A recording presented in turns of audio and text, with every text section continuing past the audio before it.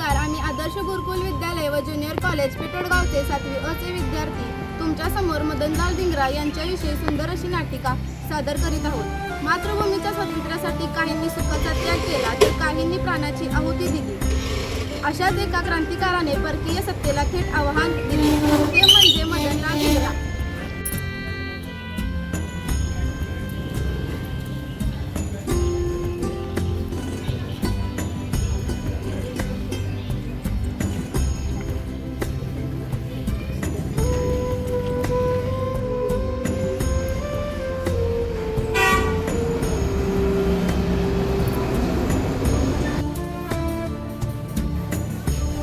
सावरकरजी, रोज बातमी येणाऱ्या बातम्यावर तुम्हाला अस्वस्थ होतंय. आपल्या देशबांधव होणारे अत्याचार पाहत नाही.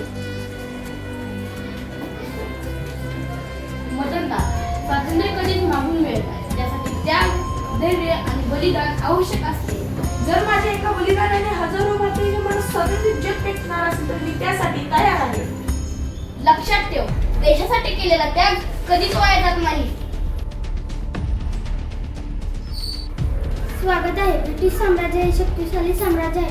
भारतातील लोकांनी ब्रिटिश राजवटीवर विश्वास ठेवला पाहिजे. भारतातील विद्यार्थ्यांमध्ये असंतोष ऐकायला येत आहे. काही मोजकेच लोक असंतोष पसरवत आहेत. मी आज एका व्यक्तीवर नाही तर भारतावर होणाऱ्या अन्यायाविरुद्ध आवाज उठवणार आहे.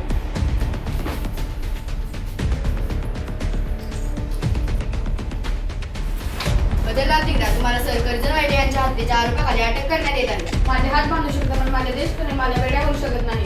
तुम्ही खूप मोठा गुन्हा केला आहे. गुलाम देशात स्वतंत्राची मागणी करणे हा जर गुन्हा असेल तो गुन्हा मी पुन्हा करेन.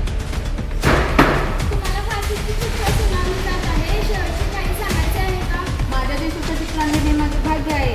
आज माझा मृत्यू होईल पण उद्या माझ्या भारताला हजारो मदनलाल जन्माला येतील. भारत एक दिवस नक्की स्वतंत्र होईल.